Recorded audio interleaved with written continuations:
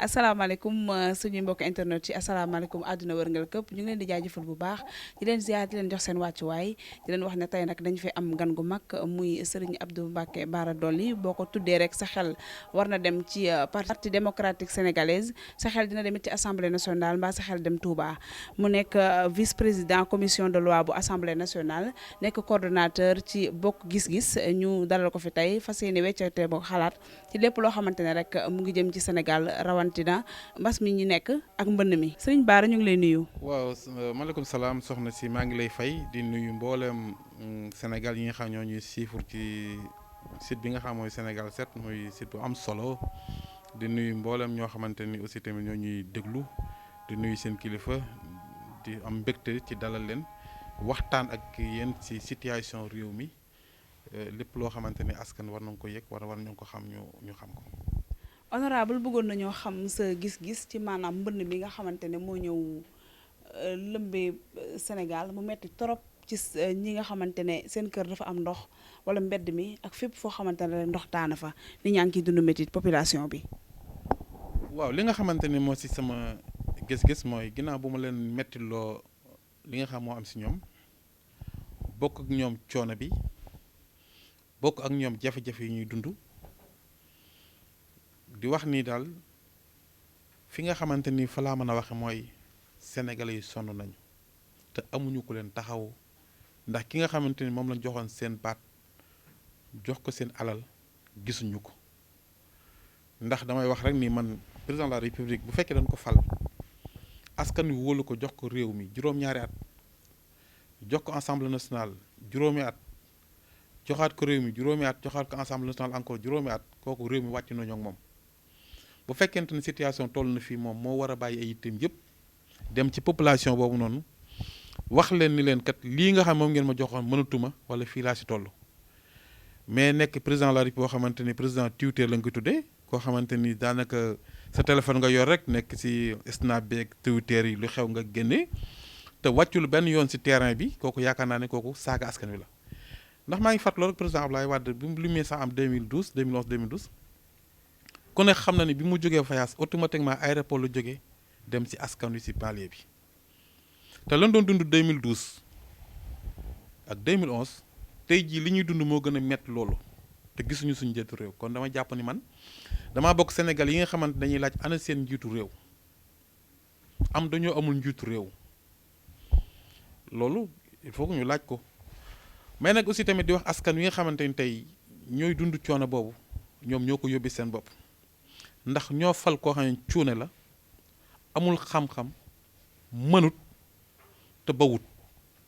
ndax yaakaar naa ne tey ñi gën a sonn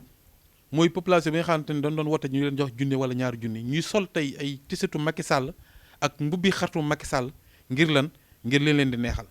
tey population bi ñu si baree bari ñoo nekk si ndox mi ñun nag suñu rôle Assemblée nationale man xam ni ginnaaw bu ma jokkoo ak ñi nga xamante ni tey ñooy le président commission bi nga xam ne ci laa bokk ak président groupe parlementaire bi nga xamante ci laa bokk fas yéene naa déposé commission enquête parlementaire bu ñu ubbi assemblée pour que ñu leeral xaalis bi nga xamante ni depuis 2012 ba léegi def nañ ko ci mbënn mi mu toll ci 750 milliards ñu laaj fan la xaalis boobu dugg ak kenn ku nekk la nga ci am ci responsable pour que defee mu mën a leer population mën a xam xaalis boobu ndax man gëm naa ni loolu ñu ne dugal nañ ko ci mbënn mi amul ndax premier ministre rek bu xamante ne bokk na ci nguur gi wax na ni dugaluñ ci loolu comme moom premier ministre bi nga xam bokk na ci nguuru Macky Sall wax na ne xaalis boobu duggul ci mbënn mi mais kooku bokk na ci ñu war a laaj lu tax kon xaalis boobu comme duggul ci mbënn mi fa la war a dugg muy Abdoul Mbaye kon man li ma jàpp mooy téeméeri milliards sax defuñu ko ci da ci def 750 milliards ndax milliards damaa defe ni boo ko doon lim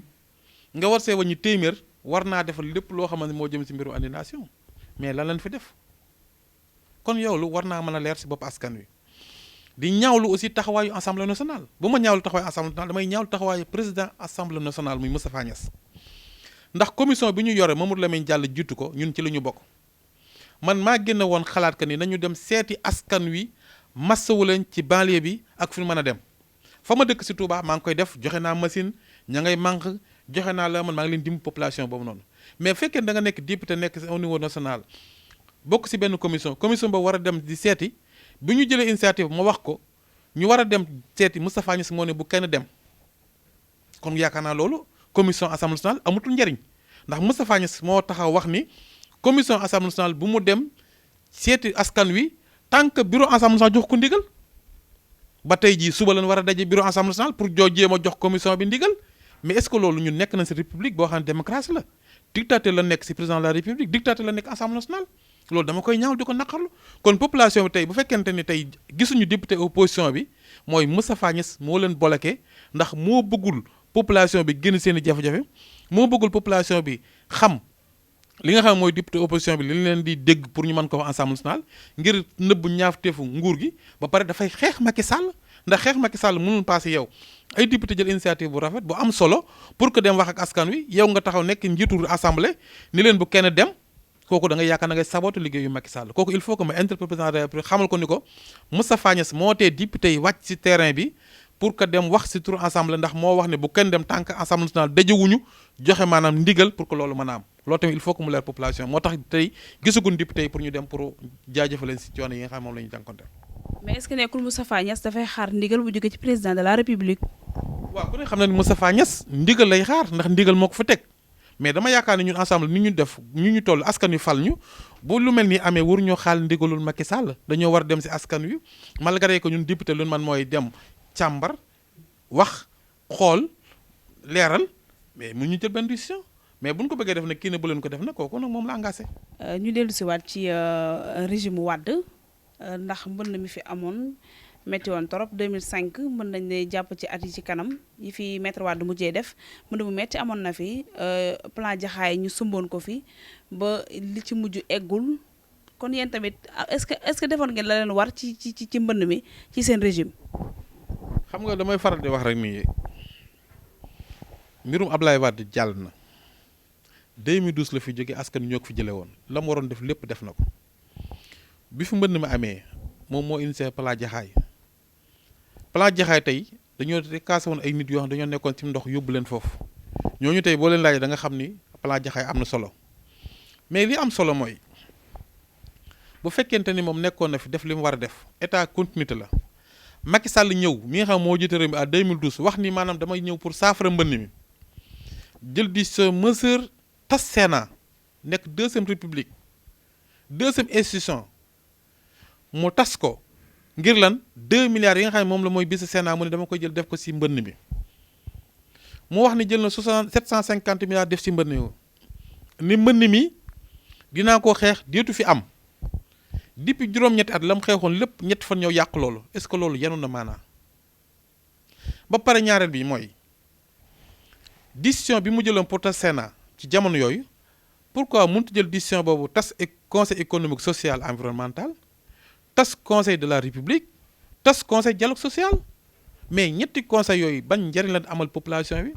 te chaque mois boo leen boolee dana ñàkk 500 millions francs CFA loo xam ne day jóge ci l'impôt askan wi ñu fay leen ko ñoom ak seen i emploi seen i téléphone seen i courant mais yooyu waruñu ko tas jël xaalis boobu yëpp dajale ko def ko ci mbënn mi tey bàyyi benn institution muy dox mooy assemblée nationale ak li nga xam mooy président de la république ñu mën a encadrer sakkanal xaalis bi vañ yenn agence yi dàq yenn ministres yi dàq yenn directeurs yi nga xam ne xamuñu dara loolu ay français yu neex la ñuy làkk mais jamaa defe ni réew français yu neex yoru ko réew boroomi xam-xam yi nga xamante ni jàng nañ alxuraan jàng nañ arabe jàng nañ français ñoo war a ànd ñoom ñëpp pour tabaxum réew mais bu fekkente ni yow lépp loo xam yaa ngi koy def pour sàcc xaalisu réew moo tax nga di ko def kooku yaakaar naa ne loolu président de la République war na jël ay matuwaay ñii ko wër dañ koy yàqal directeur yu baree liggéeyuluñ ko ndax tey ji échec bi mu am yëpp mooy njabootam gi nga xamante ne du ñu ko défendre amuñ soxla si askan wi te toog jàpp seen bopp loolu li ko war lépp mooy loolu askan wi tey frustré mer Macky Sall bu ma doon moom tey jant bi du sotti dàquma directeur ONAS ndax bu ma déggee mu ni population bi li tax que mbënn mi am mooy li ñuy am doom moo bari kooku saaga population bi la li ñuy jur moo bari kooku saaga population bi bu ma déggee mu ni état Sénégal dugal na 14 milliards Touba ngir OIC yi loolu du dëgg bu ko waxee waxul dëgg dara loo xam état Sénégal dugal na ko Touba ci affaire OIC yi amul kon damaa defe ni messes d'état yooyu noonu nañu ko bàyyi nañu respecté Touba nañu respecté askan wi mais jàng ay français di làkk ay tubaab yu neex taxu ko ñu tegle ci dëkk bi na ko dàq jéem a xool koo xamante ne mën na liggéey ba pare ñu audité ko jéem a xool maanaam xaalis bi nga xamante moom la ko jox fan la ko dugal gis jaaxle gisuñu ko leen seet si kon loolu mooy li nga xamante ni mooy li sam yaakaar naa ni tey moom bu nee léegi def na la mu war def mais est-ce que moom président de la république moom lu tax bu joxee ndigal ñi muy jox ndigal duñ ko appliqué man loolu moom gën a jaaxal plan Orsec lancé na ko ñaata plan Orsec moo am Sénégal kenn xamul lu mu doon mais plan Orsec lekkaayu xaalis la appel d'offre ay moto pompe ay raakool yoo xamante ne amul benn appel d'offre lu leen neex la ñuy passer xaalis boobu noonu mais ñoom ñoo si gagné business corona am na mais business mën na mi inondation am na loolu mooy li wér moom. foofu laa bëgg ñu rebondir sax muy corona bi instant bi coow li bari na ñeneen ne dañ koy politiquer ñeneen ne réellement feebar bi mi ngi Sénégal ñenn ñi demandé sax ne doo dox bañ ne la kii moo am corona wala kii nga gis mu am corona est-ce que mesure yi ñu ci jël yëpp ndax nekk na ci ndax raxul politique ci gàttal. waaw feebar bi moom la may mën a wax mooy am na si réew bi lim bi fi am kenn mënu ko wax. mais li nga xam ne moo tax population bi gëmuñu leen mooy dañ leen a yàgg fen nit boo ko dee fen te nekk maanaam ci kaw doo ko wax dëgg ëllëg lu am bu yaay responsable corona bi nañ ko waroon a seere wuñ ko noonu wax ji bari na jëf ji néew la loi habilitation bi président de la république indi ensemble tax ñu wooteel ko tey mu ñu dafa war a dajale 1000 milliards mais tey bu ma nee la askan wi ñi ngi sonn benn coono boo xam ni te fonds Covid bi ba léegi nii des na 75 milliards yoo xamante ni mi ngi ci compte trésor ñi nga xam ñoo yore ministères yi amuñu xam-xam amuñu capacité pour mën a def dépense pour mën a jël xaalis boobu noonu est-ce que loolu yenn na maanaam juróom-ñaar fukki milliards ak juróom mi ngi ci compte Covid bi nekk trésor tëddi nelaw te askan yu soxla ay masque soxla ay sel ñu war a maanaam dimbale ñi nga xam ñooy médecins yi. war a dimbale transport yi war a dimbale njàngalekat yi war a dimbale te xaalis ba ma nga fa mais mun ñu def dépense boo xam ne mën na dem jëlee xaalis boobu noonu est-ce que loolu du cuune mais est-ce que loolu président de la République xam na ko kon dama defe ni mooy ñi mu fal ñu war a seere wax dëgg yàlla mënuñu leen dénk mooy na wut ay technicien soxlaatul mandat na jéem a liggéey réew mi te bàyyi politique bi am réew da nga ko liggéey ba nga xam boo fa jógee ñu namm la comme ni ko président Abdoulaye Wade defee nga xamante ne jii kenn ku nekk da ngay ñaan yàlla nga jël sa fan nga yokkal ko ci li ngay dund kenn ku ne nga doon ñaan yàlla mu nekkaat xale pour ñëw de continuer liggéey réew mi mais kooku noonu la war a mel mais bu fekkente ni yow fi nga nekk ku si néew nekk président de la république askan wi jëpp na la jëpp ñi nga xam nga xamante ni ñu ngi lay muulu di la ñaan yàlla nga bañ a réussir sax boo gisee coono yu bari yëpp askan wi rek ndax bu fekkente ni tey Macky Sall yërëmul askan wi suñu borom du ko yërëm moo tax coono yeeg jafe-jafe yi am na yëpp te yére day continuer ndax tey ku ne xam na ni 2020 metti gu metti 2021 moo ko gën a metti ndax feebar bi jeexagul tey inondation bi am na kër yu bari yàqu na jur gu bari dee na dara mënut a demati terre baa ngi nii 1000 quelques milliards mënut a àgg far na dugg si biir ndox mi ah Dakar dem dikk mënut a demat si banlieue bi am ay jafe-jafe yoo xam ñu ngi koy dund encore koo xamante ni yow da nga daa ñëw Dakar di wut si oto bi daa indi mënut laa jël nga boolu ko inondation mais yow fan nga jëm mais ana borom xam-xam yi nekk ci réew mi pourquoi mun ñu génn nëppal Sénégal jéem a xool lu mën a def pour que mu njëriñ réew mi muy opposition muy au pouvoir mais mbal wax joo xamante ne affaire fii sa affaire dil li nga xam mooy chef l'opposition affaire dil pour bokk si gouvernement bi affaire dil pour am ay marché yooyu yëpp moo leen tax ka mun ñu liggéey opposition bi nañ génn seen pataral gi ni dem si population wax ak ñoom nguur gi nañu génn seen bureau yi dem wax ak askan wi sonn nañu jaaxle nañu mais vraiment daal en tout cas askan wi moom fi may wax ak yow nii xam naa ni ku leen juróon da nga leen yërëm ndax sonn nañ trop. dëgg la honorable ma bëggoon ñu ñëw rek ci chef opposition bi ñuy wax ndax gis nga njariñam ndax am na njëriñ ci réew mi te diggante Wade ak Idi bi ñu koy buuxante yow fekkoon d'accord nga ci kan nga koy jox. waaw xam nga chef l'opposition président Abdoulaye Wade moo ko defaloon ci constitution bi mais jamono yooyu lu tax que mënutoon a am mooy diggante Moustapha Niasse ak Ousmane Tanor Dieng la woon kii moo ëpp ay député assemblée nationale kii moo ëpp ay baat ci ñu ko woteel loolu moo warloon mënutoon a am bon Macky Sall bi mu ñëwee mu defaat chef l'opposition mais chef de l'opposition bu dee génn ci parlement bi la war a génn mais wurte génn ci ki nga xamante ni tey ci présidentielle la te présidentielle boo xamante ni parti yi ëpp doole demul élection ñun ñu di wax ak yow bokk gis-gis lan bokk man maay coordonnateur bokk gis-gis ginnaaw PDS moo ëpp ay député assemblée nationale am na juróomi député PDS am fukki député ak benn kon jàpp naa ni waruñu ko jox Idriss Seck jaaruwul yenuwut maanaam mais la ma doon wax ci deal affaire deal yi deal boobu noonu loolu bokkoon na ci muy chef de l'opposition ñu jox ko mais Macky Sall dofut ndax chef de l'opposition bu ko joxee Idriss Seck pour que di ko jox 3 milliards mu koy jox ñi mu àndal deal yooyu noonu mais su boobaa ëllëg ku mu fi samp kooku da koy daane kon bu mu doon moom damay bàyyi ba 2022 ma ne leen élection législative yi di ñëw képp koo xam ne ëpp nga ay député assemblée yow yaa nekk chef de l'opposition ba pare bañu éliminer nit ñi ci ay parrainage ndax xam nga ne ku ne xam ne bokk gis-gis moo ëpp doole parti réew mi ndax koo xam am nga ñaar téeméeri conseiller am juróomi député yow ñu éliminer la parrainage pour xeex la ndax président Pape Diop ñoom dañoo def réunion wane ni buñ ko bàyyee mu dem ñu éliminer Karim Wade moom la Ablaye Wade di jàppale ànd ak moom campagne ñoom xam nañ loolu ñu ne Idriss Seck juwut ak Ablaye Wade du seeti Ablaye Wade Ablaye du ko jàppale kon nañu bàyyi Idriss Seck jàll nañu bàyyi Madické jàll nañu bàyyi ndax ñoo tànn seeni bopp ay candidat système la juróomi candidat yi nga xamante ne premier ministre bu ñu joon waxoon na ko juróomi candidat yi doon ko tëgg pale ba mu ñor ñu génne ko mais xamoon na ni bu ñu bàyyee Pape Diop mu nekk candidat ñu bàyyi maanaam Karim Wade mu nekk candidat Macky Sall sax du bokk si ñi dem deuxième tour loolu dañ ko togg xam nañ ko kon damaa jafe ne ñun fi ñu toll suñu parti ni mu toll ak président Pape Diop ni ko askan yu bëggee ak bokk gis gi ni mu doxee ci réew mi mooy bu ñu ko bàyyi woon tey jii ñun ñooy dem jël deuxième comme ñun dañu éliminer ci parrainage du ñu nangu nag ñu ngeen parti boo xamante ne dañu leen éliminer ci parrainage ci parti bii ngeen boote woon kooku mooy nekk chef de l'opposition ñun d'accord ci loolu li ñu d'accord bu ñu ko dee jox nañ ko jox Ablaye Wade bu ñu ko joxul Ablaye Wade nañ bàyyi ba 2022 ñu dem élection ñu ne képp koo xam ni yaa ëpp ay député 2022 yaay nekk chef de l'opposition mu jeex jàmm ni ñooy bu ko defee sax moom dana wàcc bu ko defee dana wax ni man attiwuma askan wi moo atti mais tey bu fekkee ne dafa fa jël chef de l'opposition jox ko benn boo xamante ne 3 milliards 2 milliards moo tax ñu koy joxe kooku affaire deal la te yooyu du nga ko d'accord. d'accord honorable ñu dem ci avenir u PDS Karim Wade gisuñu ko dégguñu ko mel ni ku xaw a daw responsabilité am te boo seetee PDS dafa mel ni lu affaibliru ndax ku ci mel ni Omer Sarr ku ci mel ni Ahmed Fall Braya ku ci mel ni Bara Gaye Babacar Gaye maître Amadou Sall ñoom ñëpp génn nañ daal di dem def seen ay parti est-ce que loolu bokkul ci liy affaiblir PDS. waaw xam nga parti la boo xam ne man wax dëgg yàlla comme man bokk gis-gis laa bokk du ma si mën a kii nag waaye il faut que ma wax si ay leer mooy Karim Wade sama frère la doomu Ablaye Wade la li ko génn réew mi ñu ñëpp xam nañu ko mooy dañ ko génn réew mi nangu passeport am ci avion bi ñu ko bul dugg si réew mi tànk neexuñu. loolu lañ ko def ñu def seeni deal pour tas PDS ndax xam na ni PDS mooy une seule partie boo xam ni fépp foo xamante ni dem nga ba si fungale mi da nga fekk benn mag boo xam danaa la man PDS laa nekk am baasam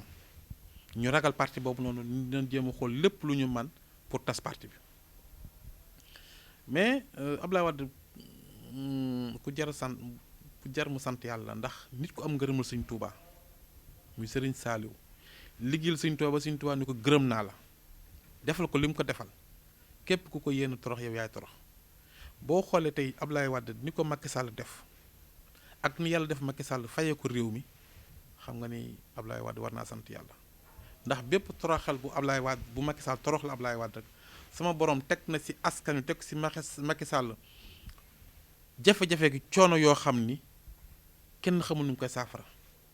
ndax li ñu dal lépp loolu bokk na ci. d'accord fi may rebondir rek mooy dialogue national bi lan moo ci sa xalaat. waaw dialogue national bi sama xalaat mooy ñun demoon nañ ci ndax bu fekkente nit ki da nga woote waat élection jàll nga woote waat say kilifa ni dem leen ngeen wuy ji da ngay dem wuy ji déglu mais li nga xamante ni moom laa ciy wax mooy dialogue national waruñu ko def sans deal mooy opposition bi dañoo manqué woon ni ak au pouvoir bi nañu dàq élection yi ngir lan ñu xool fichier bi audité fichier bi dindi parrainage bi mu di ñetti points yoo xamante ni tegoon nañ ko ñu indi ko assemblée nationale ñu jàllale ko tey jii may wax population bi ñoo soxla population bi soxla mooy élection yi bu ñu ko amal ci date bi ñu ko mën a amale ndax jamono yu ñu toll nii kenn tëlul ay élection li ñu tal mooy ñun génne nit ñi ci ndox mi ni ñu génnee li nga xamante ne mooy sénégalais yi ci seen feebar bi économique réew mi nan lañ ko mën a maanaam xalaat mooñee defar ba mën a soqali ko fii ak 2022 ñun loolu mooy suñu préoccupation te loolu population bi ñoo ñu ko wax loolu te loolu mooy seen préoccupation kon damay wax rek ni li nga xamante ni moom laa si wax mooy am na ñoo xam ni bokk ci opposition bi dañoo deal ak Macky Sall pour bokk ci gouvernement bi am na ñoo xamante ni dañoo deal ak Macky Sall pour ñu jox leen marché de engrais am na ñoo xam dañoo deal ak Macky Sall pour que ñu jox leen chef de l'opposition am ñoo xam ne ñu ngi leen di musal chaque mois loolu am na ci opposition bi am na ñoo xam ne dañ leen a jël dégg nga pour que ñoom ki nga xam ne moo bokk ci seen nguur gi sax nekk ministre de la république kenn ko bokk ci opposition bi sax ngir ñu néewal ko doole foofu noonu pour defe ne ni dana nekk dara pour ANCAR bu fi Macky Sall jógee yooyu yëpp am na kon damaa yaakaar ni mooy fi ñu toll Macky Sall Abdoulaye Wade moo ko jàngal politique waaye mbër mu aay la moo xamante ni maanaam bu la roofeeb galgal pour bala la koo génn daf lay daan te jël bi mu lay daan day taq suuf. mais ci dialogue national boobu est-ce que bu ñu pare woon tey jii tënk ci loo xamante ne dina war a tax nga mën a dugg ci gouvernement bi liggéey ngir sa askan ngir sa réew ndax pare nga pour def ko. man nguuru Macky Sall du ma si dugg man li ma am moo ëpp nguur ko Sëñ Tuubaa jur sa maam waa Tuubaa tànn la loo dee nguuru Macky Sall man député gi ma doon askanu Tuubaa ñoo ma ko jox ndax dama xam ni fa laa mën a toog pour waxal sama askan waxal waa Tuubaa beneen nguur gi war a ñëw 2024 day dinaa ci bokk. incha allah président assemblée nationale tamit man maa ko war a doon 2022 bu ñu gagné assemblée nationale loolu moom mooy li wér muy c'est la première fois ku sant Mbàkke jiite assemblée loolu moom laay xeex te loolu laa bëgg a doon pour gën a taxawal askan wi assemblée nationale gën leen a waxal di leen défendre li nga xam ne la war a waaye nguuru Macky Sall bu àdduna sépp taxawoon ne maanaam moom pare nañu ñëpp dugg si nguur gi lu tax ma dugg si ndax soxlawu ma ko lu may soxla nguur lu may dee nguuru Macky Sall ministre Macky Sall yi nga xamante ne tey bu ñuy dem ay taxes la ñuy jël. ñen ñi maa leen di yóbbaale ah loolu leen di nit ki bala ngaa dugg si woon da ngay ñee ñi nekkal yow ñi nga nekkal mënoo leen defar nooy defar ab jàmbur. bëggoon naa ñu wax tamit ci troisième mandat bi ku wax loo xamante ne lu war a mën a nekk la président def troisième mandat nga bokk APR boo ko waxee ñu bàyyi la ci ba waxee le contraire mooy dañ lay limogé comme Moussa Diop récemment. waaw ku ci mel ni Moustapha Diakhaté ku ci mel ni Moussa Diop bokk APR boo waxee loo xamante ne war na mën a tax président bu def troisième mandat ñu bàyyi la fa boo waxee le contraire ñu limogé la Moussa Diop Moustapha Diakhaté ak ñeneen subir lu mel noonu loolu moo ci sa xalaat. waaw sama xalaat mooy daal comme moom partem moom nguuram ni leen bu leen wax ci lii ko si wax ma dàq la ko ci wax ku nekk da ngaa saytaane loolu moom loolu laay wax. waaye li ma si ñaawlo rek mooy Moussa Diop moom ban ko war a dàq daa yàgg Macky Sall ba mu war a dàq Moussa Diop dafa yàgg ba mu ne Touba dañoo war a dajj autoroute bi yóbbu ko Fuuta loolu rek saaga mu riir boobu rek lañ ko waroon dàq kon dafay mel que ni Macky Sall dafay continuer ñi nga xam dañuy xas murid yi ak di leen saaga ak di toroxal kilifa diine yi mais Serigne Touba mooy fayul boppam ndax tey jii ñi nga tudd ñoo ñëpp. kenn ku nekk am na foo jaar ak murid yi ci wax ju ñaaw mais taxutoo ñu dàq la de da nga continuer si loolu wax Macky Sall mënoo def 3 semaines ñu dàq la fekk na sëñ bi foofu la doon xaare ndax sëriñ bi moom képp koo xam ni li ko sama borom defu la neexu ko da ngay tumuraanke di torox di seebe kare ngay dee dem sawara ndax man mënuma nangu nga yore kër gu toll ni Dakar Dem Dikk màggalu Sëriñ Tuubaa jot nga taf Dakar Dem Dikk ay publication de Protec laa la wax Protec di ko gaare ci jumaay si Ahmadu Bamba ci kooku yaakaar naa ni lu ñaaw la lu ñaaw la keroog bi ma ko gisee dama jooy te Moussa Diop moo ko def ndax moo fi indi biis yooyu noonu te biis yi dugg Touba war nañu xam yan posteer la avec complice avec le maire de Touba Abdou Lahad Ka ndax maire Touba publication buy dugg Touba dana ko gis dana xam lan la surtout que ñu def ci oto yi pourquoi pas le maire de Touba sëriñ bi dénk la Touba ngay bàyyi ay oto yoo xam dañuy taf ay Protec de prono ñu koy dugg ci biir dëkk bi di ko gaari ci jumaay Touba ci kooku xam nga rafetul te loolu am na màggalu daaw gi mooy tey ñun murid yi en tout cas ñi ngi sant Serigne Mountakha ci tekk gi ak dal gi ñu wan mais gis nga leen war a faj allah ku la daan ko faj ndax Serigne Touba du ñu bàyyi mukk kenn du ko foye. élimination yi ñu éliminé pour parrainage yi nga xamante ne daan am na ci élection présidentielle yi ñu éliminé ko ci élection locale yi. waaw li ma si wax rek mooy loolu dafa cohérent wut ndax élection locale ci leen sukkandiku ndax liste yu bari leen indi parrainage local yi la passé bi liste yi bari ça fait 45 listes ñu liste yi dafa bari nan indi parrainage foofu la initiative bi jógee tey mënuma nangu président de la république jàll nga éliminer ñi nga bëgg a éliminer yow jot réew mi dina nan dindiwaat parrainage ñaar yooyu cohérent wut kon mooy wan que ne yow la nga defoon du dëgg tegu ko fenn da nga ko defoon pour nekk président de la république ndax kon xam na ne bu éliminé woon Karim Wade éliminé Pape Diop mais du jàll kii def ko éliminé si sus kii mi lu ko si parrainage voilà kon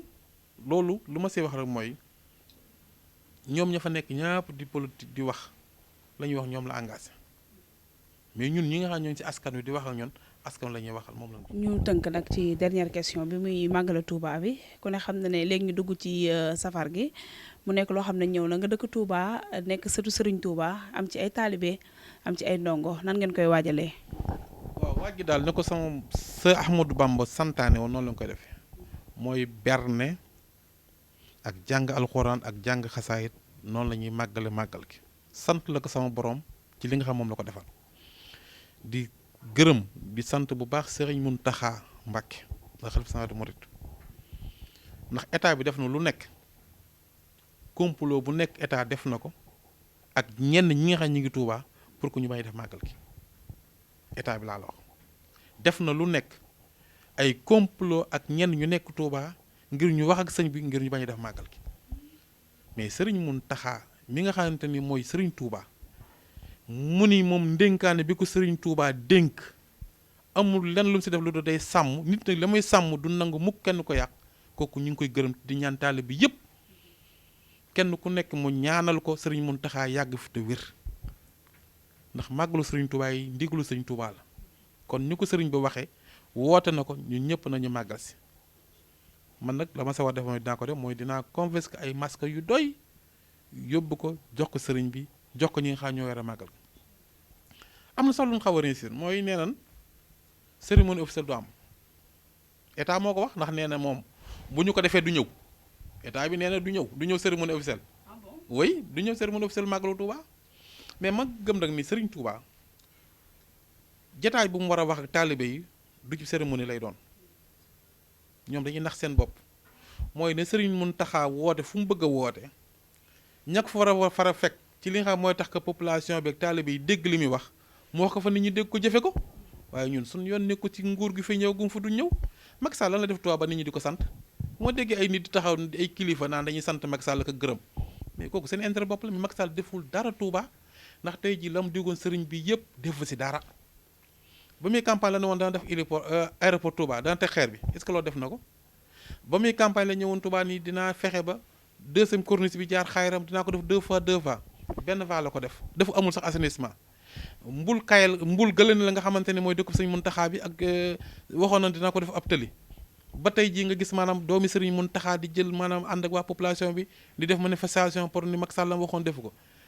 te doomi Sëriñ Mountakha xalifa général des mourides la est-ce que kon kooku yow yaakaar nga ni moom da nga ko gën a bëgg Sëriñ Touba am na ñoo xam ne dañuy waxal Macky Sall ngir seen intérêt bopp waaye Sëriñ Touba si bopp muy Sëriñ Mountakha taxawul kenn naan maa ngi gërëm ki maa ngi Sëriñ Mountakha ki muy gërëm mooy Sëriñ Touba mi ko defal loo xamante ne du jeex kon lépp lu waay wax sa intérêt bopp la wala yow la engagé ñi ngi wax daal ni Sëriñ Mountakha yàlla na fi yàgg te wér ñun ñi nga ay taalibe la yàlla na fi yàgg te wér tey wéyee di topp ndigalu Sëriñ Touba lu génnee Sëriñ Mountakha na génn xam ni loolu application 100% la nañu jaral suñu bakkan wasalaamaaleykum wa rahmatulah jërë ngeen jëf maa ngi leen di sant bu baax di leen gërëm di leen wooyee ñëpp ci màggal gi di ñaan yàlla màggal gi bu ñu ko defee ñaan leen fay ñaan yëpp